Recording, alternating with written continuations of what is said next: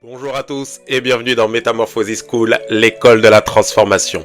Alors nous sommes à notre troisième avant-dernier jour de cette merveilleuse semaine sur l'église locale, sur comprendre l'église locale. Nous avons parlé de tellement de choses. Allez, nous avons brossé, je pense que ce n'est qu'une première partie et que nous allons bien évidemment revenir encore dans une autre série où nous parlerons de beaucoup de choses. Il y a tellement de choses à dire sur l'église, sur l'histoire de l'église, sur l'église locale et sa structure en elle-même, que ce serait assez prétentieux de ma part de dire qu'en 4 jours nous avons tout traité.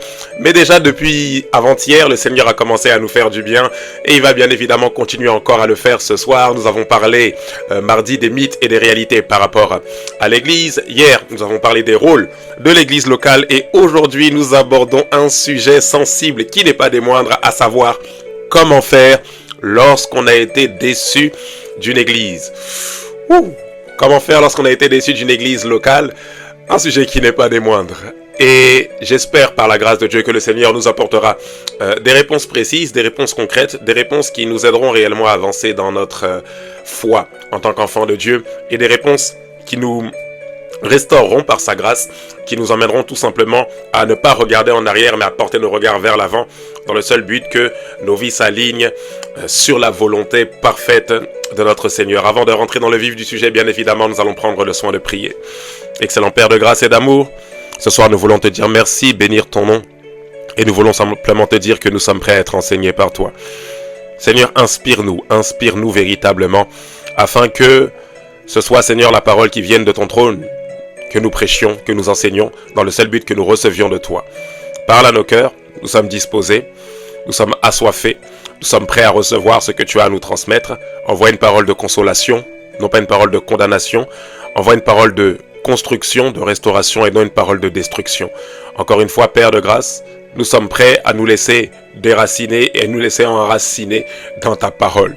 Père de grâce, emmène-nous là où nous devons aller, sors-nous de là où nous devons sortir, sème en nous ce qui doit être semé, et toute plante qui ne vient pas de toi, que tu n'as pas planté, déracine-la de nos vies. Oh Dieu de grâce, déracine de nos vies tous les fondements qui doivent être déracinés, tout ce qui a été creusé, tout ce qui a été semé qui n'était pas de toi, déracine-le dans le seul but que nos vies s'alignent sur ta sainte volonté. Accorde-nous la grâce, Seigneur, d'avoir un cœur de chair qui est prêt à recevoir, afin de pouvoir manifester pour ta seule et unique gloire. Nous te disons merci, et nous te rendons toute la gloire qui t'est due. Dans le nom précieux de Jésus-Christ, nous t'avons prié. Que quelqu'un dise Amen, Amen, Amen. Bien évidemment, avant de poursuivre, tu prends le temps de partager la vidéo sur X, sur Thread, sur Facebook, sur Instagram, sur Snap, sur TikTok, partout, parce que je suis convaincu que cette vidéo pourra édifier un grand nombre de personnes dans ton entourage. Comment faire lorsqu'on a été déçu d'une église locale? Que dire sur le sujet? Il y a tellement à dire parce qu'en réalité, c'est une vérité. Beaucoup de personnes sont parfois déçues, très souvent même sont parfois déçues des églises locales pour diverses raisons. Alors avant de vous donner quelques conseils, j'aimerais quand même appesantir sur ce point en répondant quand même à cette première question. Pourquoi les gens généralement sont déçus des églises locales? Vous savez, très souvent, nous avons l'habitude en tant que chrétiens évangéliques de souvent dire oui, les gens sont déçus de nos églises parce que lorsqu'ils viennent à l'église, en réalité, ils ne viennent pas pour Jésus. Ce n'est pas réellement la pensée que nous devrions adopter. Pour cause, généralement, lorsqu'une personne est invitée, si nous n'avons pas fait de recrutement de chrétiens d'une autre église, ou si il ne s'agit pas d'un chrétien qui venait d'une église et qui est venu dans notre église, généralement, lorsque les personnes viennent, elles ne viennent pas pour Jésus. Elles viennent parce qu'on les a invités. Et on leur a dit que là-bas se trouvait une réponse à leurs questions. Et c'est lorsqu'elles viennent qu'elles font la rencontre, ou qu'elles sont censées faire la rencontre de Jésus. Alors on ne peut pas demander à une personne qui ne connaît pas Christ de venir pour Christ. Non, elle vient et venant dans l'église, entendant le message et en étant sensible à l'atmosphère, en recevant de l'atmosphère, elle est touchée par Christ. Elle vient à la rencontre de Christ. Ça veut dire qu'une personne peut venir parce qu'un ami lui a dit de venir et en venant, boum, elle rencontre Jésus. Mais on ne peut pas réellement dire que oui, elle venait pas pour Jésus, elle venait pour ceci. Parce qu'en réalité, un païen, on ne peut pas lui demander de venir pour Christ. Non, il faut qu'une soif soit suscitée dans son cœur. Et à cause de cette soif-là, il rencontre une personne sur le chemin en lui disant que sa réelle soif, en réalité, ce n'est pas les femmes, ce n'est pas ceci, mais sa réelle soif, c'est Jésus. Cette fondation est vraiment très importante à remettre, sinon on risque d'avoir un discours déjà tout fait et penser en tant qu'église, nous sommes voilà des personnes qui sont sans défaut et que si les gens partent, c'est pas à cause de nous, c'est pas à cause de leur motivation. Puis-je nous suggérer ce soir en tant qu'église de véritablement nous remettre en question? Oh, je vous parle en m'incluant dedans parce que je suis moi-même pasteur d'église, et bien évidemment nous ne sommes pas parfaits, bien évidemment parfois nous avons des mentalités, des pensées qui sont toutes faites et nous avons tendance plus à indexer les gens plutôt qu'à nous remettre parfois nous-mêmes en question. Puis-je nous suggérer de véritablement nous remettre en question et de discerner que parfois les gens, ce n'est pas parce qu'ils n'étaient pas venus pour Jésus. Du reste, lorsqu'une personne ne connaît pas Christ, lorsqu'une personne n'a jamais entendu parler de Christ, elle ne peut pas venir pour Christ, mais elle vient et elle rencontre le Christ alors qu'elle pénètre dans l'église locale, ou plutôt elle est censée rencontrer le Christ. J'espère que cette fondation a bien été ancrée en vous pour que nous puissions avancer sur tout le reste. Alors bien évidemment, il y a des personnes qui sont déçues des églises parce qu'elles ne viennent pas pour Jésus aussi, c'est une vérité, soit d'anciens chrétiens qui étaient dans d'autres églises, donc d'autres personnes qui viennent parce que voilà, elles sont chrétiennes et depuis des années, elles ne sont pas mariées, donc elles se disent voilà, peut-être en venant à l'église, je vais trouver le mariage, je vais trouver un travail, et malheureusement, elles vont d'église en église et ne trouvent pas. C'est la raison pour laquelle elles quittent, parce qu'elles disent ici il n'y a pas ceci, ici il n'y a pas cela. D'autres ne viennent pas pour Jésus et obtiennent ce pourquoi ils sont venus. Ça veut dire que des personnes sont pas réellement là pour Christ, mais dès qu'ils obtiennent leur promotion, dès qu'ils obtiennent un travail, dès qu'ils obtiennent le mariage, on ne les voit plus. Et l'église les déçoit. Pourquoi? Parce que la structure ne leur plaît pas. Le fait qu'il y ait trop d'organisation, qu'il faille s'impliquer, toutes ces choses-là, ça ne les intéresse pas trop. Donc du coup, ils se disent, non, moi c'était pas ce qu'on m'avait dit. Moi, j'étais pas venu pour ça. Moi, j'ai envie d'être libre, etc. Et maintenant que j'ai eu mon mariage, j'ai plus trop de raisons. Donc, du coup, on me voit un peu moins en réunion, etc. Donc, c'est comme s'il y a une forme de déception. Mais cette déception est négative parce elle émane des motivations avec lesquelles nous sommes peut-être venus à l'église. Alors, je ne parle pas de cette catégorie de personnes ici. Parce qu'il existe des personnes qui sont venues dans l'église avec des bonnes motivations. Et c'est là le point culminant de notre enseignement de ce soir. C'est que parfois les gens viennent à l'église et ont sérieusement été blessés par des comportements d'autres personnes qui étaient déjà dans l'église, d'autres chrétiens, d'autres enfants de Dieu. Très souvent, très souvent, je vous assure, l'écrasante majorité du temps, si les gens sont déçus des églises, c'est parce qu'ils ont été blessés par des comportements d'autres personnes au sein même de la communauté. Mais rappelez-vous, je vous l'ai dit, je mets un bémol, dans l'église, tout le monde est accueilli. Que vous soyez athée, bouddhiste, chrétien mature, chrétien immature, quel que soit votre courant, votre religion, quel que soit votre niveau de maturité spirituelle, l'église est ouverte à tous. Et malheureusement, il existe des personnes qui, à plusieurs reprises, ont été blessées. Ayant fait une église, une deuxième, une troisième, ont vu des comportements se répéter et des comportements blessants, des comportements qui les ont meurtris, détruits de l'intérieur. Luc chapitre 17 verset 1 jusqu'au verset 2, la Bible dit ceci. Jésus dit à ses disciples, il est impossible qu'il n'arrive pas des scandales. Mais malheur à celui par qui il arrive. Il vaudrait mieux pour lui qu'on mit à son cou une pierre de moulin et qu'on le jetât dans la mer que s'il ne scandalisait un de ses petits. Vous entendez ça? Jésus est en train de dire ici, plutôt que de scandaliser, plutôt que de choquer, de blesser l'un de ses disciples, il vaut mieux qu'on nous attache une grosse pierre au cou et qu'on nous jette au fond de la mer. Vous entendez ça? Imaginez-vous la scène. Je ne sais pas si vous avez déjà vécu une noyade. Moi, ça m'est déjà arrivé. Et je vous assure que vous n'avez pas envie de ça. Mais Jésus dit cette condition est bien meilleure. Plutôt que de scandaliser, de choquer, de blesser, d'affliger, ne serait-ce qu'une de ses brebis. La déclaration est forte, elle est frappante. Pourquoi? Parce que Jésus aime ses brebis au point où il est capable de laisser 99 pour aller chercher uniquement celle qui est perdue. Le cœur du Seigneur n'est pas le cœur d'un homme. Le cœur du Seigneur, c'est le cœur du Créateur. C'est le cœur qui ne gaspille pas. C'est le cœur qui ne fait aucun gaspillage. Chacune de ces créatures faites à son image a son importance. Vous entendez ça? Chacune de ces créatures. Ce n'est pas, bon, lui, il est là, il vient plus. Bon, voilà, c'est infidèle. De toute façon, voilà, s'il vient plus, il a qu'à trouver. Non, non, non, non, non, non, non, non, non. Le Seigneur ne voit pas les individus comme ça. Le Seigneur voit des cœurs qui ont besoin de sa restauration. Oh, j'espère que jusque-là, vous me suivez. Alors oui, effectivement, les gens sont déçus parfois à cause de nos mauvais comportements au sein de l'Église. Parfois à cause de nos mauvais comportements en tant qu'enfants de Dieu, en tant que personnes qui font partie d'une Église locale. Parce que rappelez-vous, l'Église est censée abriter une atmosphère de transformation, une atmosphère de guérison, une atmosphère de protection, une atmosphère divine qui amène le surnaturel, une atmosphère qui nous aide à accomplir notre destinée.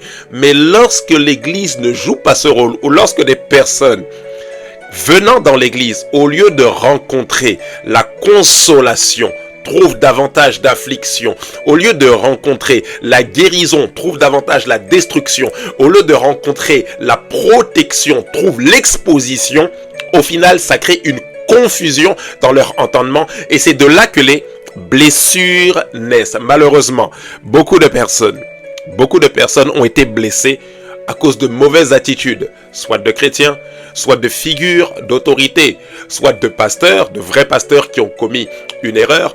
D'autres ont été blessés parce qu'ils sont tombés sur des faux pasteurs. Malheureusement, nous ferons une session spéciale lorsque nous allons parler des cadres, dans le cadre des 5 ministères.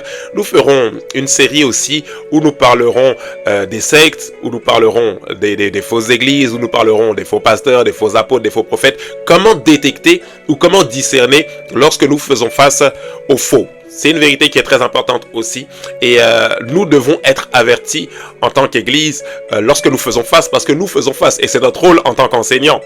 Nous emmener à ne plus être emportés à tout vent de doctrine par la vaine tromperie des hommes, mais que nous soyons enracinés et que nous croissions en celui qui est le chef, Christ, le rôle des 5 dons du ministère. Matthieu chapitre 24. Verset 11 jusqu'au verset 13, plusieurs faux prophètes s'élèveront et ils séduiront beaucoup de gens. Ici, il ne faut pas voir juste faux ministère de prophètes. Ici, on dit plusieurs faux prophètes, c'est-à-dire plusieurs faux porte-parole de Dieu. Dedans, mettez pasteurs, mettez apôtres, évangélistes, enseignants, tout ça, docteurs. Tous ces 5 dons du ministère. Donc, quand on parle de faux prophètes, on ne parle pas juste du ministère de prophète, parce que très souvent on aime dire qu'il y a de faux prophètes, mais il existe des faux pasteurs, des faux bergers, déguisés en brebis, mais en réalité ce sont des loups ravisseurs. Il existe des faux docteurs, il existe des faux apôtres. La Bible, lorsqu'elle parle de ces faux prophètes, c'est littéralement ces faux porte-parole de Dieu. Ça c'est très important. Et parce que l'iniquité se sera accrue, la charité du plus grand nombre se refroidira, mais celui qui persévérera jusqu'à la fin sera sauvé. J'aimerais vous donner le témoignage de cet homme que beaucoup de personnes connaissent, qui a joué un grand rôle dans l'histoire moderne, l'une des plus grandes figures de l'histoire moderne, à savoir le Mahatma Gandhi, qui raconte, c'est-à-dire lorsqu'on raconte son histoire, on raconte cette scène assez tragique qu'il a pu vivre, parce que Gandhi était une personne, pour ceux qui le connaissent, qui citait énormément des passages des Saintes Écritures de la Bible, des passages notamment de Jésus. Et un jour, un missionnaire est venu voir le Mahatma Gandhi et lui a demandé pourquoi il n'était pas chrétien tout simplement. Et Gandhi a répondu à ce missionnaire qu'il avait beaucoup d'admiration pour Jésus, qu'il ne rejetait pas Christ. Mais ce qu'il rejetait, c'était les chrétiens. Parce qu'il disait, vos chrétiens n'ont rien de Christ. J'aime Christ, mais lorsque je regarde vos chrétiens, je ne vois pas le Christ en eux. Et l'on raconte, info ou intox, que si Gandhi a développé cette aversion, ou si Gandhi a développé cette rancœur vis-à-vis de l'église locale, à proprement dit, parce qu'il disait dans ses dires que si être chrétien ou si suivre Christ signifiait être rattaché à une église locale, alors il préfère ne pas être chrétien. On raconte que lorsqu'il était étudiant en Afrique du Sud, qu'il faisait ses études, il était intéressé par le christianisme, la foi chrétienne, il plongeait ses regards dans les Écritures, dans la Bible, il avait cette soif-là de connaître la foi chrétienne. Il a décidé un dimanche de fréquenter une église. En allant à l'église, ce qui s'est passé, c'est qu'il se retrouvait face à un ancien juste devant la porte. Un homme blanc, permettez-moi l'expression, juste devant la porte. L'ancien en question, donc le dirigeant de l'église, l'un des dirigeants de l'église, lui dit « Qu'est-ce que tu fais ici ?» Je cite « Homme noir ». Qu'est-ce que tu fais ici, homme noir ou encore homme de couleur? Alors Gandhi lui dit qu'il est venu simplement pour assister au culte.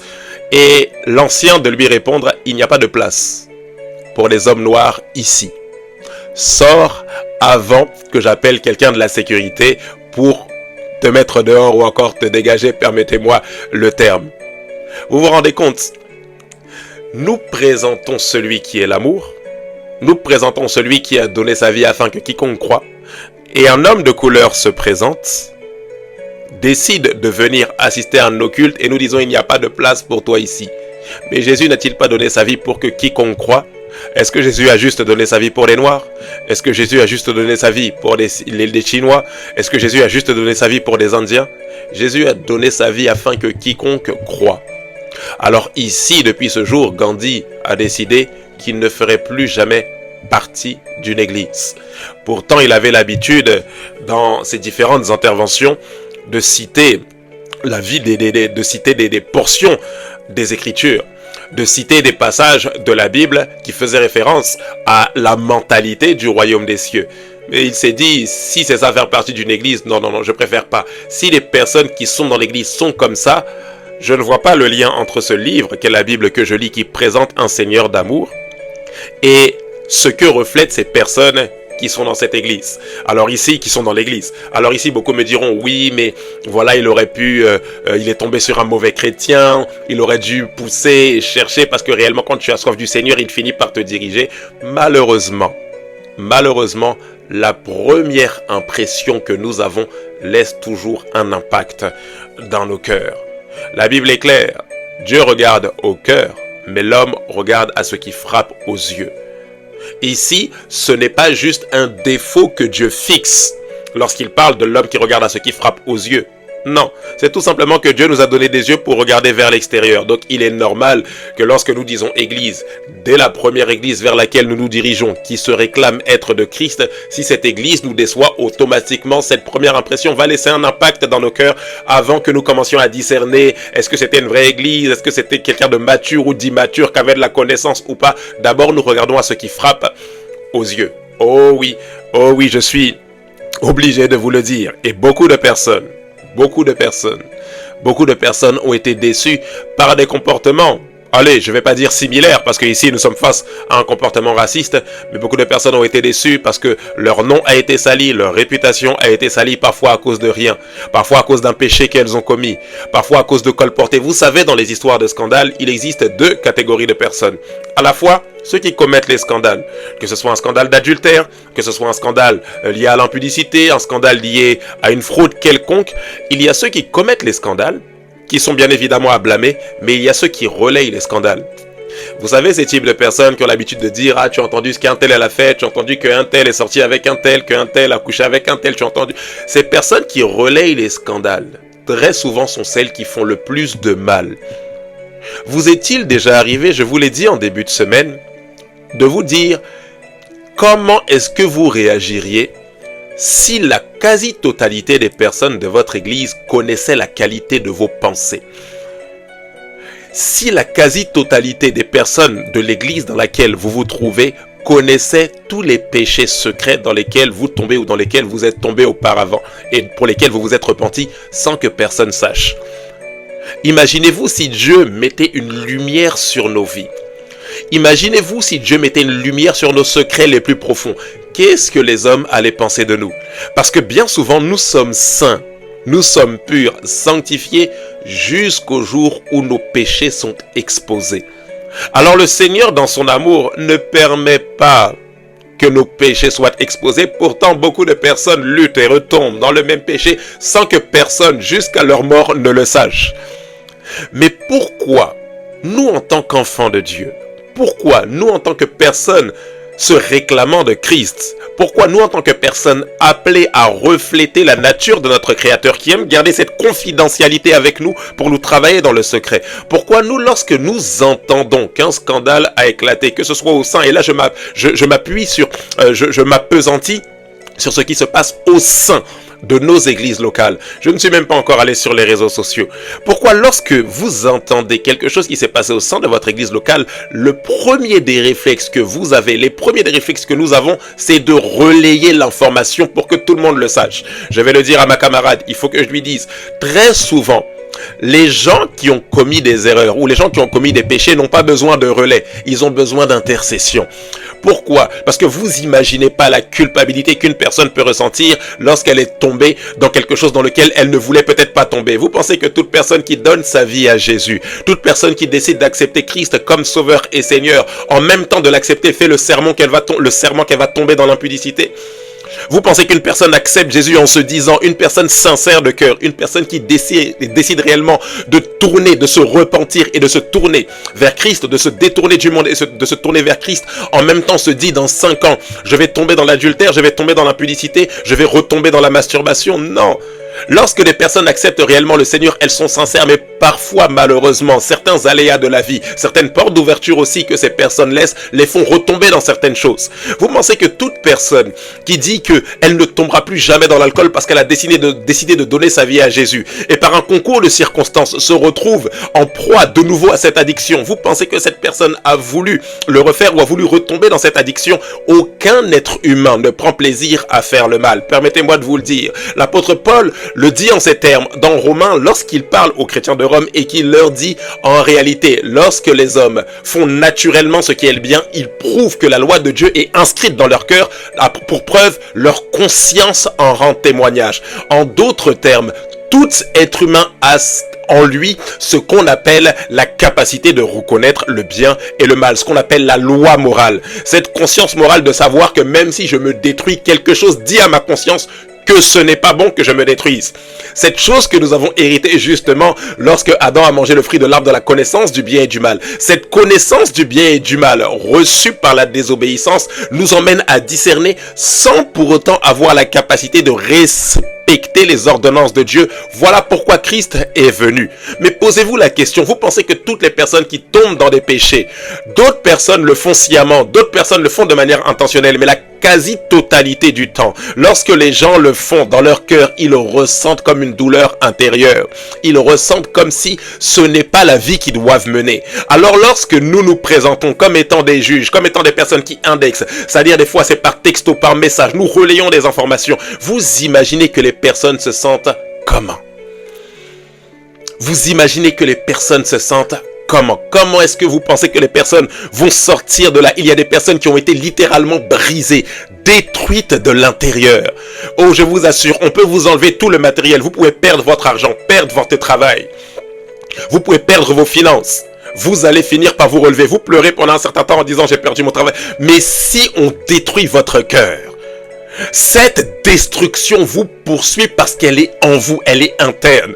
Vous n'avez pas idée de la culpabilité que les personnes peuvent ressentir lorsqu'elles commettent des péchés ou des erreurs qui sont parfois irréversibles. Alors lorsque nous venons et que nous choisissons de faire les relais de scandale, nous ne faisons pas l'affaire de ces personnes. Malheureusement, beaucoup de personnes ont été déçues à cause de ce type de comportement. Parce qu'on a relayé les scandales, parce qu'on a relayé les mauvaises choses qu'elles ont faites. Des fois, c'est des choses qui étaient passées. On a fait ressurgir ça pour davantage détruire la vie de ces personnes. Est-ce qu'il n'y a pas de faux pasteurs? Est-ce qu'il n'y a pas de faux bergers? Bien évidemment. Est-ce qu'il n'y a pas des personnes qui ne viennent pas à l'église, qui viennent à l'église mais pas pour Jésus? Oui, bien évidemment. Je ne blâme pas les églises. Je suis moi-même pasteur d'une église. Mais bien souvent, malheureusement, nos comportements poussent les gens à la sortie de la même manière que cet ancien a poussé Gandhi à la sortie. Oh, j'ai envie de vous poser une question ce soir. Est-ce que vous avez déjà déçu une personne?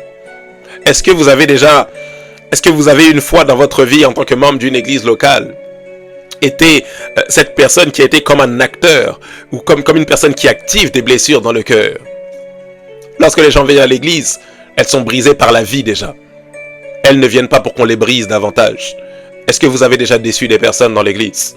Oh, je ne suis pas parfait, je plaide coupable. Ça m'est déjà arrivé, bien évidemment. Bien évidemment, nous ne sommes pas parfaits.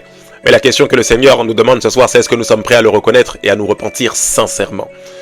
Oh, ce qui fait encore le plus de mal, c'est quand les personnes, à la fois sont blessées, mais en plus voient qu'en face d'elles, elles ont des personnes qui estiment qu'elles n'ont rien fait de mal. Pourquoi? Parce que malheureusement, nous avons la force du nombre. Donc nous nous disons non, c'est la personne qui est dans le faux, c'est la personne qui doit comprendre que dans l'église, c'est comme ça. Oui, dans l'église, il y a de l'imperfection, mais l'imperfection qu'il y a dans l'église n'est pas une raison pour que la destruction s'installe. L'imperfection n'est pas une raison pour que nous commencions à détruire les gens sous couvert de l'imperfection. L'imperfection n'est pas une excuse pour détruire la vie des gens. Oh, je vous assure, en tant qu'Église, nous devons parfois nous repentir et nous repentir sérieusement. Parce que bon nombre de fois, le Seigneur nous a amené des personnes, mais notre indifférence, notre mauvaise manière de parler, notre mauvaise manière d'agir, notre mauvaise manière de traiter les conflits a causé parfois plus de dégâts qu'autre chose. Oh oui, beaucoup de personnes sont déçues parce qu'elles ont été confrontées à ce genre de choses. Alors je termine. Il y aurait tellement de choses à dire. Oh, on pourrait poursuivre pendant des heures et des heures. Mais je termine ce soir en vous donnant quelques clés parce que c'est le sujet de notre enseignement. Comment faire ou que faire lorsque nous avons été déçus des églises. Il est possible que vous ayez été déçus. Et ma prière, c'est que le Seigneur vous restaure puissamment. Vous restaure. Que le Seigneur, je peux sentir le cœur de plusieurs personnes qui ont été abusées, le cœur de plusieurs personnes qui ont été blessées dans leur fort intérieur, qui avaient envie de bien faire, qui se sentaient bien dans l'église dans laquelle elles étaient, mais qui ont été sérieusement blessées par plusieurs comportements, par des comportements qui les ont minées, détruites de l'intérieur. Que le Seigneur apporte une véritable consolation dans votre cœur. Que le Seigneur relève votre tête. Là où vous avez été abusé, critiqué, injurié, calomnié. Oh, j'ai simplement envie de vous dire, c'est des choses que j'ai déjà vécues. Je sais de quoi je vous parle. Je sais de quoi je parle. Mais aujourd'hui, je suis là en vous disant que l'église locale est utile. L'église locale est une bénédiction pour vous. Ne vous fermez pas. Vous savez, cette histoire de déception d'église est une séduction du diable. Est une séduction du diable dans le but de vous affaiblir. Parce que lorsque vous vous éloignez du corps, rappelez-vous l'exemple que je vous ai donné hier, lorsqu'on se déconnecte du corps, on finit par s'affaiblir parce qu'un membre ne peut pas être déconnecté du reste du corps. Pour fonctionner, il doit être connecté au corps. Voilà pourquoi Jésus pouvait dire, parce que l'iniquité se sera accrue, la charité du plus grand nombre, l'amour du plus grand nombre se refroidira. En d'autres termes, lorsque nous sommes davantage blessés, nous choisissons de nous écarter, automatiquement, nous nous refroidissons. Nous nous disons, je préfère rester à la maison, ça ne m'intéresse pas toutes ces choses. Et au final, quand nous nous sommes refroidis, nous ne sommes plus actifs pour le royaume de Dieu. Et la volonté de Dieu, la raison pour laquelle il nous laisse sur cette terre, c'est pour la grande commission de Matthieu chapitre 28, au verset 18, allez faites de toutes les nations des disciples. Et lorsque nous agissons pas conformément à ce commandement, nous nous refroidissons. C'est une séduction du diable. Mais que le Seigneur vous restaure véritablement. Que le Seigneur vous restaure véritablement. Je peux ressentir la compassion de Dieu à votre égard de là où je suis. Que le Seigneur vous restaure véritablement, qu'il guérisse vos cœurs, qu'il pense vos plaies. Je vous donne quelques clés. Si vous avez été déçu, qu'est-ce que vous pouvez faire? Priez. Priez que Dieu vous guérisse et que Dieu préserve votre cœur de la haine et de l'amertume. Vous savez, c'est cette haine et cette amertume qui naît du fait que nous ne sommes pas guéris intérieurement, qui nous pousse à exposer toutes les églises et à dire toutes les églises sont pareilles sur les réseaux sociaux. Ne faites pas ça. Ne faites pas ça. Ne laissez pas votre cœur être envahi par l'amertume au point où vous commencez à vilipender et à mettre tout le monde dans le même sac. Non, toutes les églises ne sont pas pareilles. Il existe encore des bons pasteurs. Il existe encore des personnes qui ne sont pas là pour abuser de vous. Il existe encore des bonnes personnes qui ne sont pas là pour vous détruire de l'intérieur. Il existe encore des bons enfants de Dieu, des bons frères et sœurs dans la foi, je vous assure. Ne laissez pas l'amertume s'installer au point où vous perdez non seulement confiance en vous, mais également confiance dans les autres. Priez. Priez que le Seigneur vous restaure de l'intérieur. La deuxième des choses, soyez avertis par les Écritures. La Bible dit que le faux va s'accroître, que l'ivraie va grandir parmi le blé. Et que c'est à la fin seulement qu'on arrachera. L'ivraie va grandir parmi le blé. Ça ne veut pas dire qu'on doit tolérer le mal. Ça ne veut pas dire qu'on tolère le péché. Ça ne veut pas dire qu'on tolère les mauvais comportements sans rien dire dans la complaisance. Mais ça veut tout simplement dire que lorsque on fait face aux faux, des faux prophètes, des faux évangélistes, des faux pasteurs, on n'est pas choqué. Une personne qui est choquée, surprise à cause de mauvais comportements dans l'église est une personne qui ne médite pas les Écritures.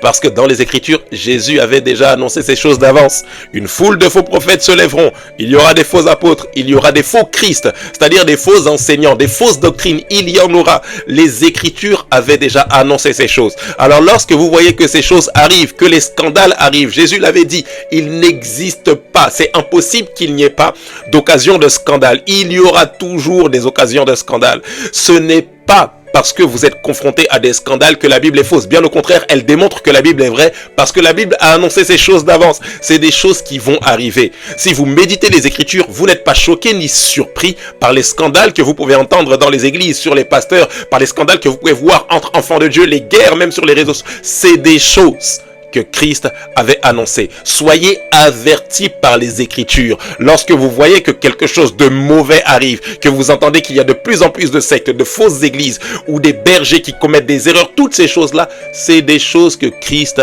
avait annoncées. Soyez avertis par les Écritures.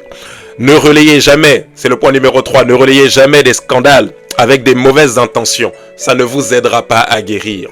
On ne ferme pas la bouche en ce qui concerne les abus spirituels. Oh oui, on ne ferme pas la bouche, mais on ne relaye pas les scandales avec des mauvaises motivations.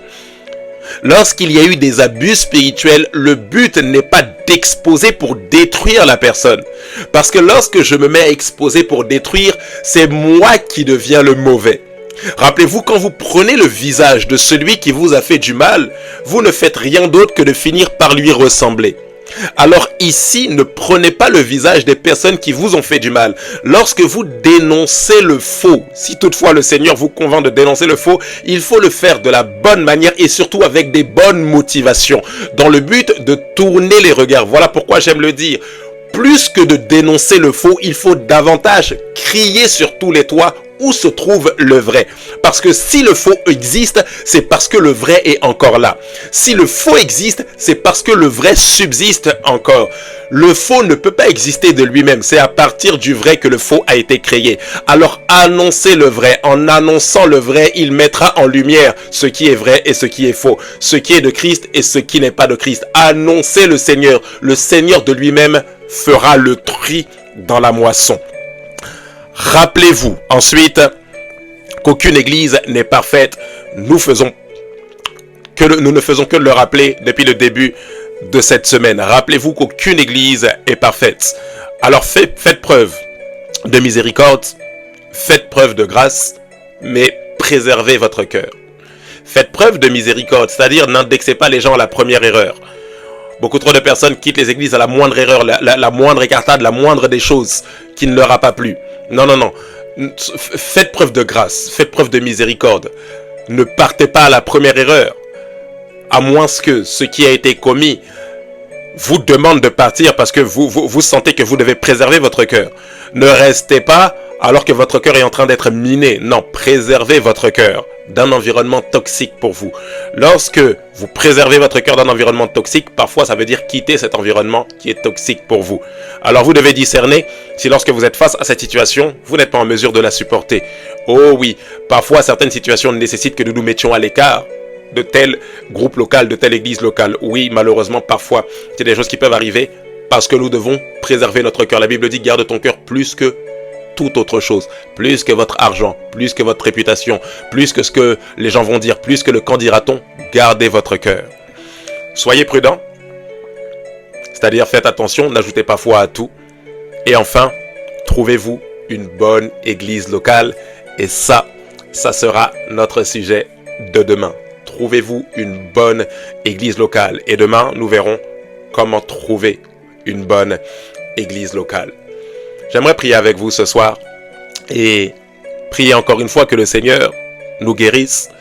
Si vous avez été blessé, déçu, si vous avez été trahi, si vous avez été trompé, si vous avez été abusé au sein d'une église locale, nous allons prier que le Seigneur opère une véritable délivrance et restauration dans votre cœur. De là où tu es, incline simplement la tête avec moi. Père de grâce, Seigneur, si ta grâce est restauratrice, transformatrice, si ta grâce apporte des délivrances selon qu'il est écrit dans ta parole, je n'ai point honte de l'évangile, c'est la puissance de Dieu pour le salut de quiconque croit. Père de grâce, je prie que la puissance de l'évangile de Christ pénètre ce soir le cœur d'une personne qui a été brisée. Mais cette fois-ci, Seigneur, c'est pas par le monde. Cette fois-ci, c'est du milieu de nous, dans l'église locale. Dans l'église locale. Seigneur, guéris les cœurs brisés. Guéris les cœurs brisé. Seigneur, relève la tête d'une personne qui, à cause d'un abus spirituel dans l'église, avait perdu confiance en elle, ne savait même plus à qui se confier. Il existe même des personnes, je peux l'entendre de là où je suis, qui sont en train de regarder présentement cette vidéo et qui ne savent pas à qui se confier par rapport à ce qu'elles ont subi. Opère une restauration, opère une guérison et donne-leur d'être orientés vers des personnes qui sauront accueillir ce qu'elles cachent dans leur cœur sans pour autant les juger, les indexer. Mais Père de grâce, Seigneur, cette séduction qui s'est introduite dans nos cœurs pour nous faire croire que l'Église n'est pas utile, Seigneur, enlève-la de nos vies et accorde-nous la grâce, Seigneur, de rechercher là où se trouve la vérité de ta parole, là où se trouve l'atmosphère divine, afin de nous aider à grandir dans la foi. Donne-nous de ne pas nous détourner des églises à cause des blessures que nous pouvons expérimenter au sein de certaines églises, mais donne-nous de nous tourner vers le vrai. Oh oui, guéris les cœurs brisés, panse les plaies. Et Père de grâce, aie également compassion de nous, là où nous avons été des instruments qui ont blessé des personnes, là où nous avons trahi, là où nous avons indexé, là où nous avons vilipendé parfois le nom de certaines personnes. Oh Père, aie compassion de tes enfants et accorde-nous la grâce de faire mieux demain, de changer nos voies et de réellement refléter Christ. Nous te le demandons, Père de grâce, emmène-nous encore plus loin demain, donne-nous de comprendre, de discerner ces clés qui nous permettront, Père, de trouver une église qui nous aidera à grandir dans notre marche avec toi. Nous bénissons ton nom ce soir et nous te rendons toute la gloire. Toi qui sèches les larmes, qui relève la tête, qui donne de marcher avec assurance, fais-le ce soir. Sèche les larmes, redresse les têtes et donne de marcher avec assurance pour ta seule et unique gloire. Nous te disons merci Père et nous bénissons ton nom. Dans le nom précieux de Jésus-Christ, nous t'avons prié. Que quelqu'un dise Amen, Amen, Amen. Très bonne soirée à vous. Que Dieu vous bénisse. À très bientôt avec Metamorphosis School, l'école de la transformation. Que Dieu vous bénisse. Bye bye.